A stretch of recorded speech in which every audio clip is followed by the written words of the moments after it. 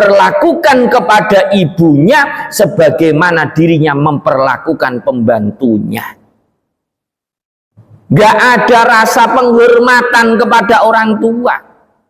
Gak ada nilainya penghormatannya orang tua sama sekali kepada anak-anaknya. Sehingga anak akan menganggap orang tuanya ini, pengorbanannya orang tua bukan merupakan sebuah pengorbanan, tapi sebuah keharusan. Sampai-sampai kalau sekarang kan gitu, ketika kita bilang sama anak-anak kan gitu, oh sampean itu nak, bapak ini wis kerja berusaha kayak gini-gini. Simpel jawabnya, lah iya salah sampean pak dua anak, ngeluh sampean kayak gini kan.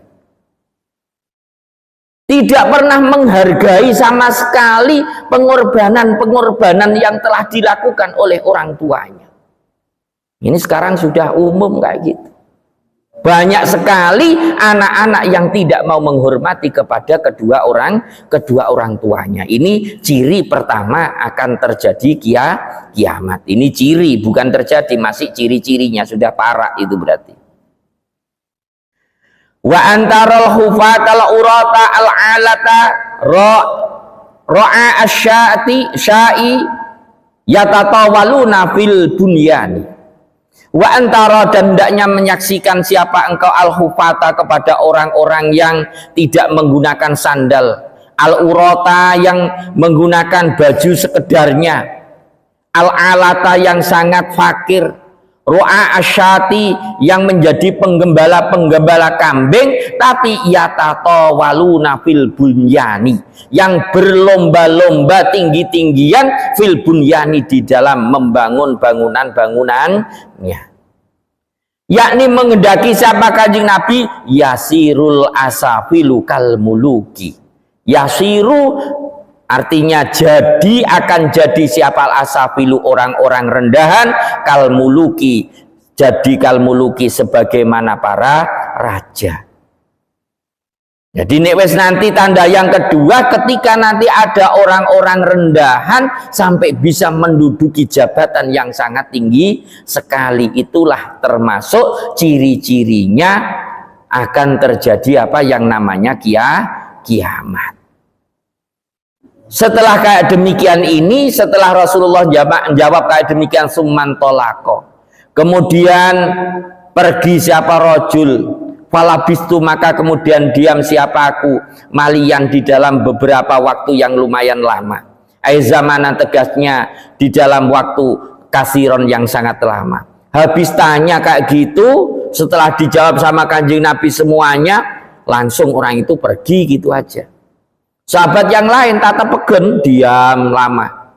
Sumakola, kemudian dawuh siapa Kanjeng Nabi, ya Umar, we Umar, atadri manis sa'il. Hei Umar, atadri, apakah mengetahui siapa engkau? Man itu siapa? As-sailu, adapun orang yang bertanya. Hei Umar, kamu ngerti siapa barusan yang tanya? Kultu, menjawab siapa aku, Sayyidina Umar, Allah wa rasuluhu a'lam. Adapun Allah wa rasuluhu dan utusannya Allah itu a'lamu, itu lebih mengetahui. Mboten Kanjeng Nabi, jenengan yang lebih ngerti itu. Qala, menjawab siapa Kanjeng Nabi, fa innahu Jibrilun atakum yu'allimukum dinakum. Fa innahu, maka sesungguhnya rojul itu Jibrilun, itu malaikat Jibril, ata datang siapa Jibril, kum kepada kalian semua, yu'allimu halim mengajari siapa Jibril, kum kepada kalian semua, dinakum kepada agama kalian semua. Jadi ternyata orang yang datang sowan kepada Kanjeng Nabi, yang bajunya putih tadi, yang rambutnya sangat hitam, yang sangat rapi tersebut, itu adalah malaikat Jibril alaihis salam, yang mana beliau datang kepada Rasulullah ketika berkumpul dengan para sahabatnya dengan tujuan untuk mengajari kepada para sahabat, kepada santrinya Rasulullah tentang masalah agama, yakni tentang masalah iman itu apa, tentang Islam itu bagaimana, tentang ihsan itu bagaimana, tentang kapan atau terjadinya hari kiamat, atau bagaimanakah ciri-ciri akan terjadinya kiamat. Para jamaah rahimakumullah, Dari untaian hadis tersebut maka kita bisa memahami, bisa kita mengerti tentang apa itu hakikatnya iman, apa itu hakikatnya Islam, dan apa itu hakikatnya ihsan, serta kita mengetahui tentang kapan akan terjadinya kiamat, yakni dengan adanya beberapa tanda-tanda. Qala at-Taju as-Subki al-Islam a'malu jawarihi wala yu'tabaru illa ma'al iman wal imanu tasdiqul qalbi wala yu'tabaru illa ma'at talaffudhi bisyahadataini.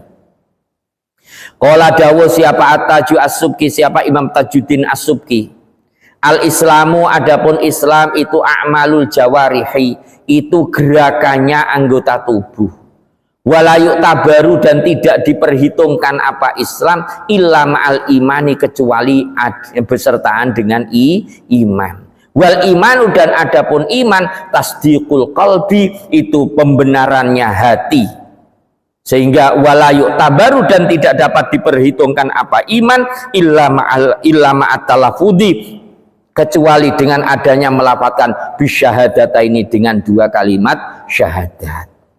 Jadi daunnya Imam As-Subki, beliau mengatakan, Imam Tajuddin As-Subki, bahwasanya Islam ini adalah a'malul jawareh, ya, pekerjaannya tubuh kita, seperti kita sholat, gerakan tubuh kita zakat, kita melakukan puasa, ini semua adalah Islam namanya. Walayuk tabaru illa ma'al iman. Lah gerakan ini nggak akan pernah ada nilainya illa ma'al iman kecuali disertainya ada iman. Lah iman itu letaknya adalah di dalam hati, tasdiqum bil qalbi. Kita membenarkan dengan menggunakan hati kita. Ini daunnya Imam Tajuddin As-Subki, sehingga tadi saya sempat baca di dalam kitab Husnul Hamidiyah, dikatakan di situ bahwasanya bainal Islam wal iman, diantaranya Islam dan iman ini adalah sesuatu yang saling mengikat di antara satu dengan yang lainnya, sehingga ketika ada seseorang itu sudah muslim maka berarti dirinya mukmin. Kalau mukmin berarti dirinya muslim, karena ini tidak akan pernah bisa dipisah-pisahkan antaranya Islam dengan iman. Kita nggak bisa mengatakan, oh itu baru Islam tapi tidak iman. Untuk apa? Dari mana dirinya akan Islam kecuali ada sebuah pembenaran di dalam hatinya.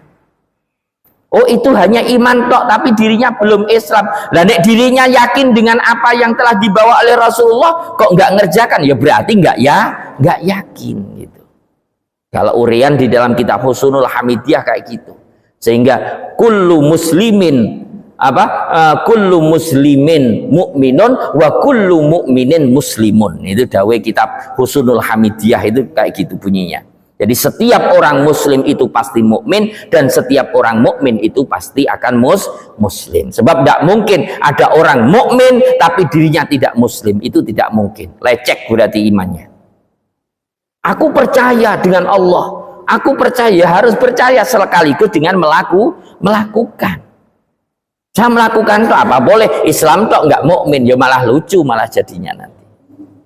Makanya ini adalah sesuatu yang saling berkaitan daunnya. Kalau bahasanya Imam Tajuddin As-Subki di sini mengatakan al-Islam a'malul jawareh wala yu'tabaru illa ma'al iman. Jadi Islam ini adalah gerakan-gerakan tubuh kita, yang mana gerakan-gerakan itu tidak akan ada nilainya kecuali disertai dengan adanya iman. Nah, iman itu apa? Wal imanu tasdiqul qalbi, yaitu pembenaran di dalam hati, dan itu tidak bisa kita lihat kecuali diaplikasikan illa ma'at talafudhi bisyahadataini, kecuali dirinya melafadzkan dua kalimat syahadat. Ngomong aku iman sama Allah tapi dipaksa ayo mengucapkan dua kalimat syahadat, enggak, no way, dirinya tidak akan pernah dikatakan sebagai orang yang iman. Syaratnya iman harus mengucapkan dua kalimat syahadat. Harus bunyi itu asyhadu alla ilaha illallah wa asyhadu anna muhammadar rasulullah. Nggak boleh cuma Ya enggak, pokok saya syahadat saya batin saja dalam hati. Tidak bisa. Talafut menjadi sebuah persyaratan sebagai aplikasi untuk menunjukkan sejauh mana dirinya iman kepada Allah dan iman kepada Rasulullah. Wanakola dan menukil siapa Nawawi, siapa Imam Nawawi fi syarhi Muslimin di dalam syarahnya kitab Muslim. Ittifaqu ahli sunnati wal muhaddisin wal fuqaha wal mutakallimin ala anna man amana biqalbihi walam yantiq bilisanihi ma'a qudratihi kana mukhalladan finnari. Ittafaqo bersepakat, ittifaqu ahli sunnati, dawuhnya Imam Nawawi di dalam syarahnya kitab Muslim. Ittifaqu ahli sanati, adapun kesepakatannya orang-orang ahli sunnah wal muhaddisina dan ulama-ulama hadis wal fuqaha'i dan ulama-ulama ahli fikih wal mutakallimina dan orang-orang ahli kalam ala anna man amana, atas sesungguhnya orang amanah yang iman siapa man biqalbi dengan hatinya orang, tapi walam yantiq dan tidak mengucapkan siapa orang bilisani dengan lisannya orang ma'aqudratihi besertaan dengan mampunya orang, karena maka ada siapa man mukhalladan itu dikekalkan finnari di dalam neraka. Kalau ada orang ngomong saya iman sama Allah, saya percaya sama Allah, tapi dirinya tidak pernah mengucapkan dua kalimat syahadat, maka dirinya masih mukhalladan finnar, dirinya akan kekal terkategorikan orang yang kafir, kekal di dalam neraka. Intaha, selesai apa yang telah disampaikan oleh Imam An-Nawawi. Para jamaah rahimakumullah, oleh karena itu mari kita jadikan keimanan kita, keyakinan kita menjadi sebuah landasan dalam setiap amaliyah kita, sehingga kita melakukan ini karena kita iman sama Allah. Kenapa sampean sholat? Iya, karena sholat ini adalah perintah dari Allah Subhanahu wa ta'ala. Kenapa ini? Semuanya dari Allah Subhanahu wa ta'ala, sehingga apa yang kita lakukan senantiasa akan ada nilainya di hadapan Allah Subhanahu wa ta'ala, dan kita akan menjadi orang-orang yang benar-benar mukmin dan benar-benar muslim. Demikian apa yang bisa saya sampaikan pada kesempatan malam hari ini. Sekali lagi, semoga iman kita dan Islam kita yang telah diberikan oleh Allah kepada kita merupakan nikmat terbesar ini senantiasa bisa kita jaga sampai kita nanti menghadap kepada Allah Subhanahu wa ta'ala. Amin amin ya rabbal alamin. Akhirul kalam aku minkum, Assalamualaikum warahmatullahi wabarakatuh.